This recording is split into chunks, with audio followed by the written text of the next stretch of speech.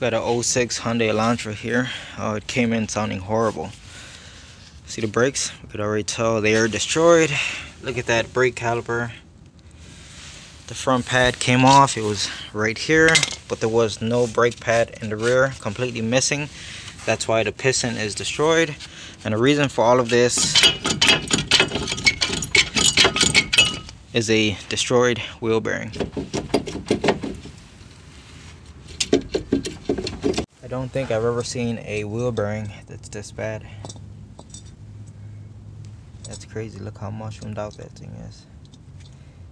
Honestly, all of this stuff should get replaced. It should get a new wheel bearing, new hub. You can see the knuckle has damage to it too. The brake caliper bracket has some damage on it. The piston on the brake caliper has damage. All of it should get replaced, but it just isn't within the budget. So I'm trying to fix the bare minimum to get this car back on the road and stay within budget of the owner. And this wheel bearing looks like, or the outer race looks like it's actually pressing out of the knuckle. You can see the gap right there. Now where the hell is this retainer clip? I think it should be on the backside here, but I don't see it anywhere.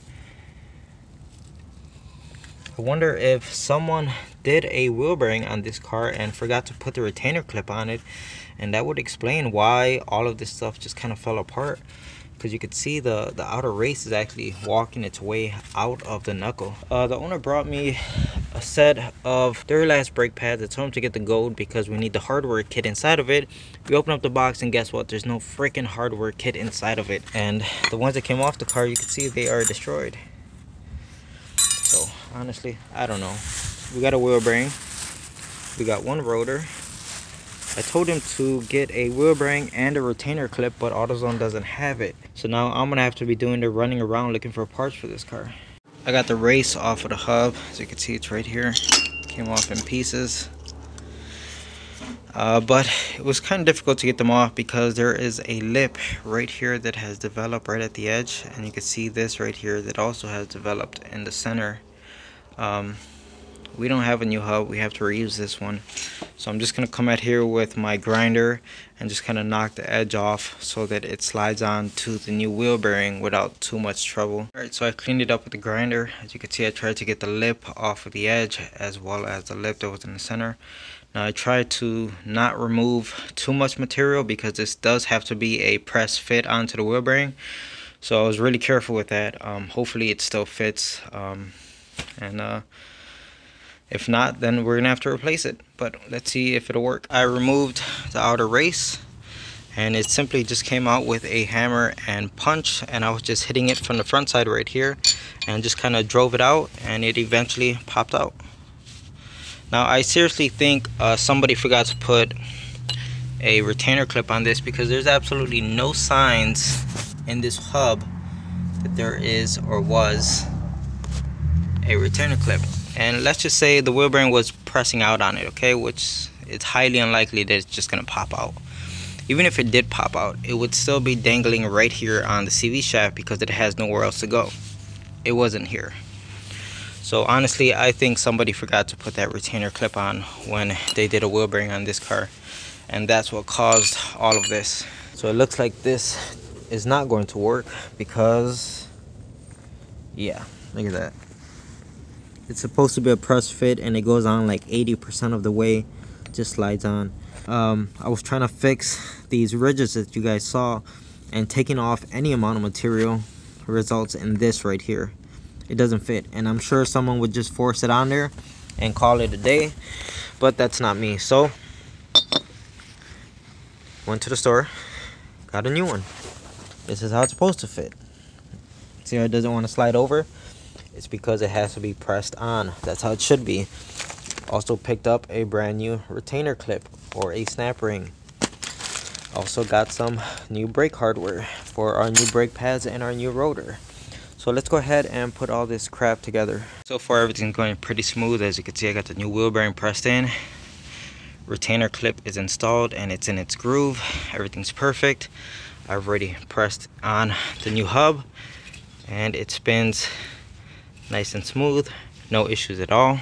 The his ABS or traction light on, because this is a pickup ring for the ABS sensor right here, and it was on a CV shaft just like this, but you can see how it's completely destroyed. All right, so but that's not a concern right now. We just have to get this car driving, so that's gonna have to be an issue for another time. It looks like it's, I don't know if we could get the pickup ring just alone, or we may have to buy the complete CV shaft. It looks like the sensor might be damaged also. Before we put the new rotor on, let's go ahead and give the hub a spray of some corrosion protection.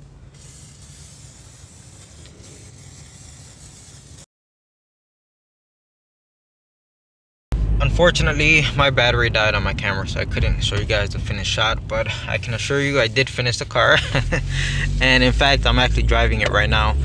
The brakes feel good. I don't hear any weird noises besides a squealing belt, but ain't nobody got time for that. Yeah, it feels good. The brakes feel good. Honestly, I did not drive it when the wheel bearing was bad, because once I found out how bad it was, you know, it needs to get fixed. There's no reason to test drive it. So I can only imagine what that thing sounded like trying to move this car. It must have been horrible. But it's nice and quiet. I don't hear anything out of the ordinary, so I'm sure the owner is going to be really happy with this. Got another piece of crap Altima here for brakes. Brakes are grinding. This thing's just falling apart. It's got over 200,000 miles. I hear what sounds like transmission whine. I don't know what the hell it is, just sounds like it. The body's all beat up. The driver's side door, when you open it, it practically falls off of the hinges. Yeah, this car is just a piece of crap, and owner just bought it because it has those temporary plates on it. But let's go ahead and pull it into the garage and get started on these brakes. It's getting pads and rotors all the way around it. Look at the rear wheel on this thing. Something does not look right. This thing looks like it was in some sort of accident. I don't freaking know, or something's horribly worn out. Anyway, like I said, the car is a piece of crap. Just every angle of it has something wrong. This thing's got a pretty bad oil leak over here, and the CV boot is torn open. I'm pretty sure what's leaking is that oil cooler right there. The same one I replaced on that other Altima that was here maybe like a few weeks ago. Yeah, it's a pretty bad mess we got going on. And also, this car needs new tires. It's hard to tell, but there's a slant. Sorry, I'm trying to get my glove on here with one hand.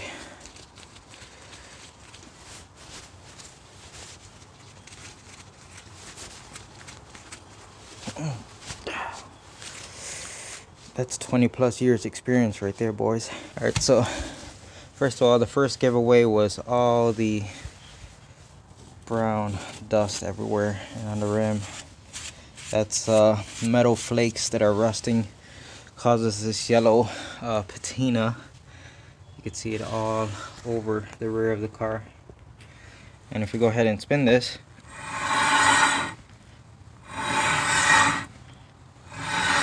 there goes your rear brakes grinding. Okay, so look how thin this rotor is. That's crazy, right? Look, this is how thick it should be. You see on the back side how worn down this rotor is. The noise just started yesterday, guys.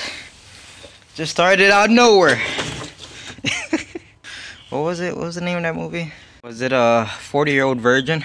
She's like, fucker came out of nowhere. We made it. Home sweet home. Yay. Oh, are you okay? The fucker came out of nowhere. I got the rotor off. You can imagine everything is just rusted in place. Everything's fighting me. And the two bolts for the caliper, these two up here, I can't get them out. They're seized. It's why I took the whole caliper off of the knuckle, you know, taking the bracket off. So I have to deal with those bolts and try to get them out right now. But here goes the rotor. See, completely destroyed, and the pad, of course. Well, I got one of them free.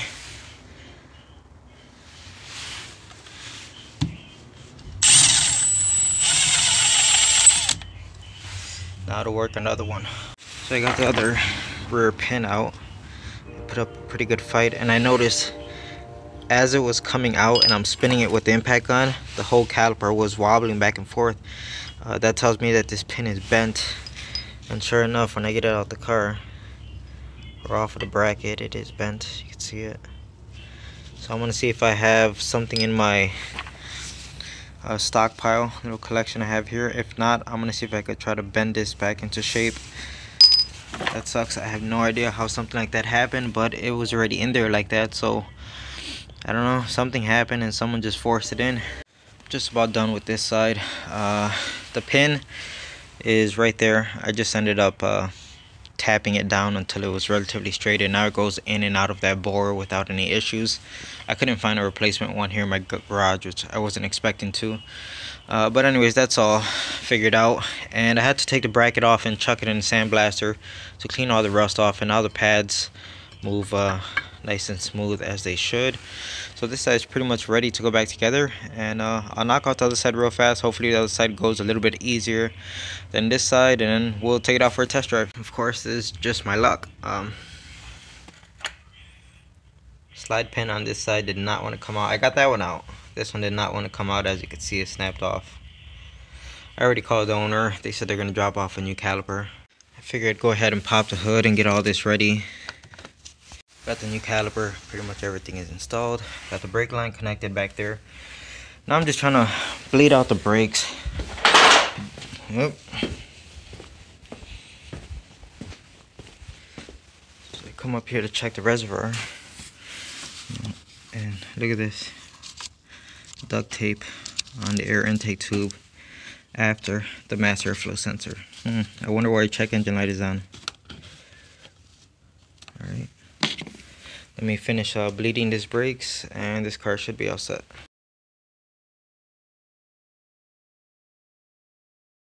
Nissan Sentra. It's here for 2 front wheel bearings. I think I told her I needed wheel bearings like 4 or 5 months ago. So she's finally back to get them done, and listen to these things. I'm doing, what is it, 15 miles per hour? And this thing is loud. I can't imagine what it's like driving like on the expressway or normal speeds. Wow, these things are bad. And I got bottles rolling around on here. I don't know what it is. I hope it's not beer bottles. Alright, let's get back to the garage. And for anyone wondering,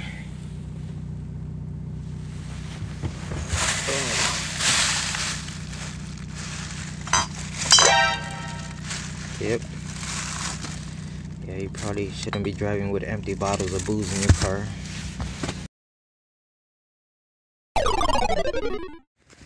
I got the wheel bearing off of this Nissan.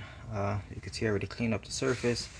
I sprayed the spindle with some CRC to protect it in the future from corrosion. Put a little bit of a anti-seize on the CV shaft. Here goes the old wheel bearing right here. The one thing you have to remember when you're pulling these out is you have to remove the ABS sensor first, because it is trapped inside of this valley right here. Now the first time I ever did one of these that had this type of design on these Nissans, I almost broke. Thankfully I didn't break the sensor, but I almost did, because I used the slide hammer to remove the wheel bearing, not knowing that the sensor was in it, and I got lucky on that one. But you know, you kind of learn from your mistakes. So this time I knew, pull the sensor out first. I got everything put back together. Just finished torquing the axle nut down. As you can see, I got the torque wrench right there. And this side's pretty much all set. Not too bad of a job, went pretty fast. So let's go ahead and knock out the other side, and this car should be all done. Got the passenger side all done. Here's the wheel bearing that came off of it. This side was significantly worse than the other side. See, we got something right here. I don't know if the wheel bearing is puking out its guts or if it just got something wrapped up around the wheel bearing. Yeah, I don't know. Maybe it's another wig. A final test drive for this Nissan after the 2 front wheel bearings. I'm doing about 20 right here, and there's a very big difference inside of here as far as the amount of noise. I'll try to get a before and after. Again, let me get up to 20, 25 like I did last time.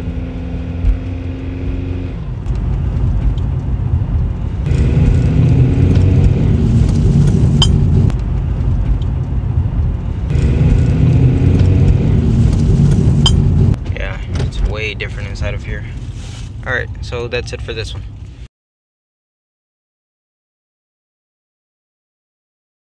This Mercedes E350 in the garage today. Oh, with the big boy V6. It's here for a intake manifold. And here goes the part right here.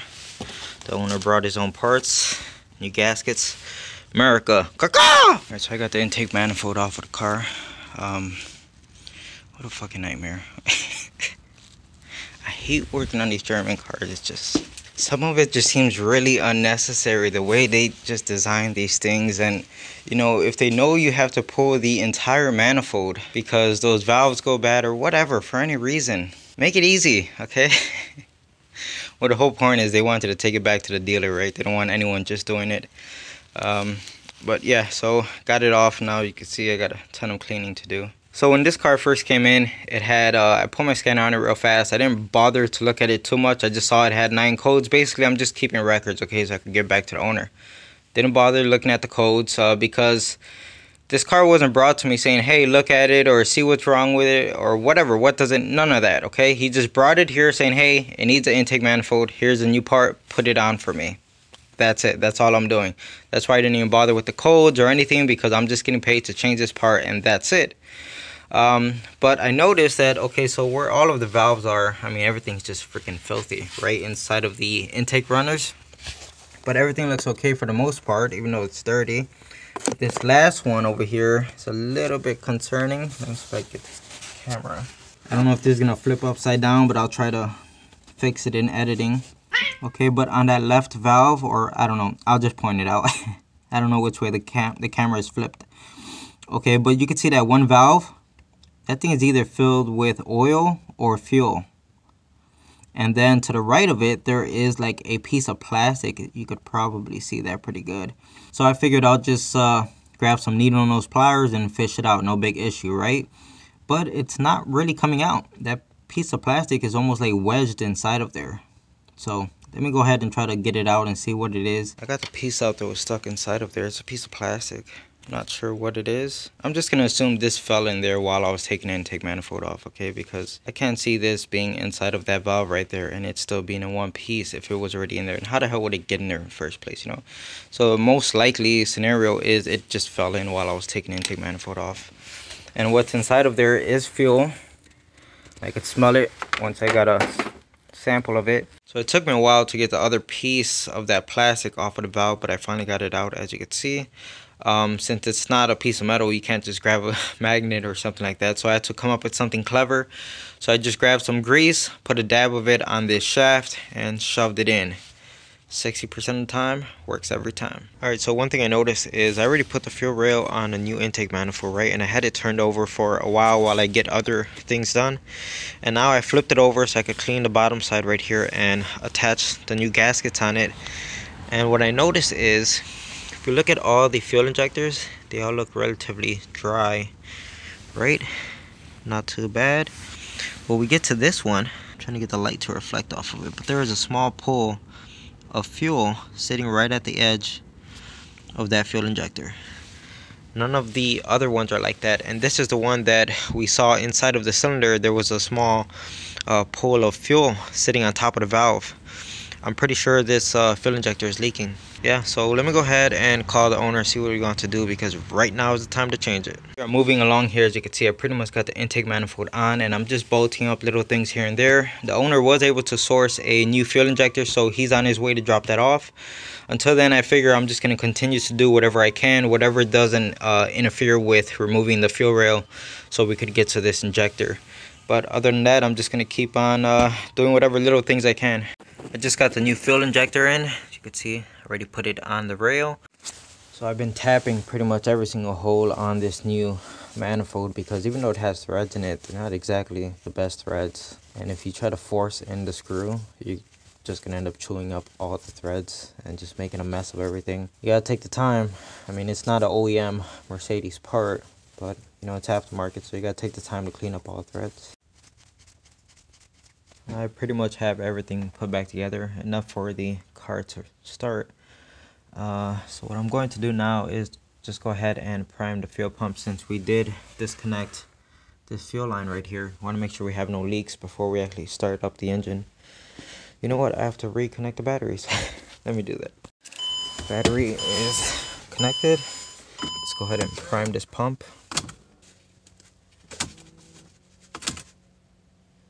I don't hear a fuel pump priming. I don't know if these... You gotta open the door or what?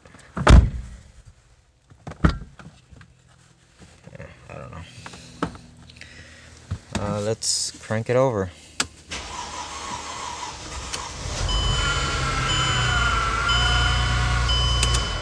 Alright, so it started. Let's go check for leaks.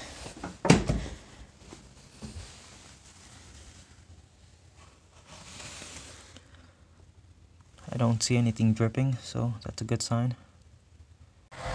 Okay, so I put the air box back on the engine.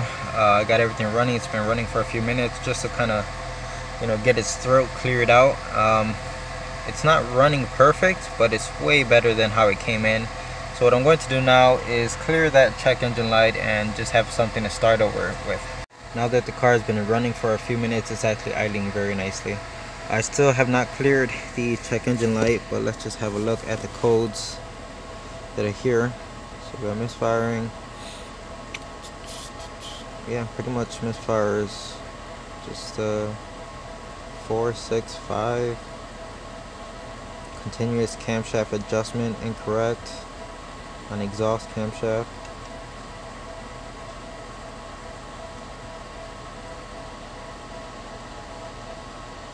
Diagnosis of tumble flap intake manifold. That's why the owner wants to change the manifold, because of this code right here.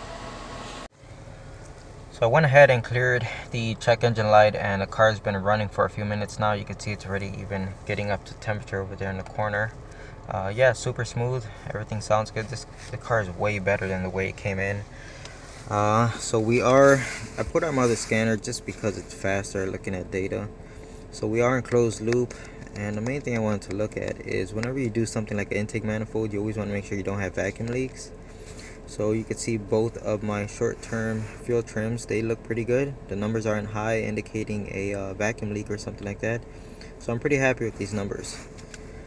I don't know if I mentioned that we are in closed loop, but one thing I don't like is right here, bank 1 sensor 1 and bank 2 sensor 1.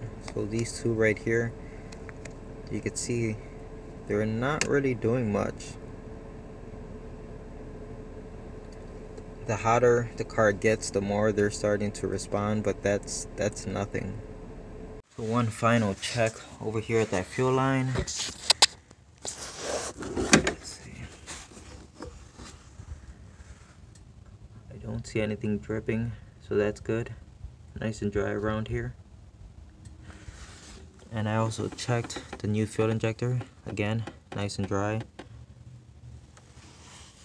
Alright, so everything's looking good. I just want to give it one more check before I take it out for a test drive. Alright, so I've been driving the car for about 15 minutes and it's absolutely smooth, just like butter, okay? It's a completely different car from the car that came into the garage. And the owner hasn't driven the car in a few months. He hasn't taken it to work because of how bad it would idle. So he's just been using his pickup truck to go to work. So I'm sure he's going to be very happy that it's running nice and smooth now. Unfortunately, the check engine light did come on. So we're going to go ahead, pull over, and let's check the codes. Alright, so here's the codes we have. We have a P0025 and a 15, which are pretty much the same codes. Alright, so when I pulled this car into the garage, initially I checked the check engine light and this code was already there. So, I already talked to the owner about this. I told him, hey, this is not, replacing an intake manifold is not going to fix all of your problems because you have other codes here that have nothing to do with the intake manifold. So, of course, I knew some of these codes were going to come back, and I made sure to make the owner aware of all of this stuff. So, yeah, this is going to be a separate issue. So that's it for this Mercedes. Driving pretty good. I'm going to go ahead and hand it back over to the owner, and he could start driving it again. So that's it for this. Thanks for watching, and catch you guys next time. Let's get some fucking French toast.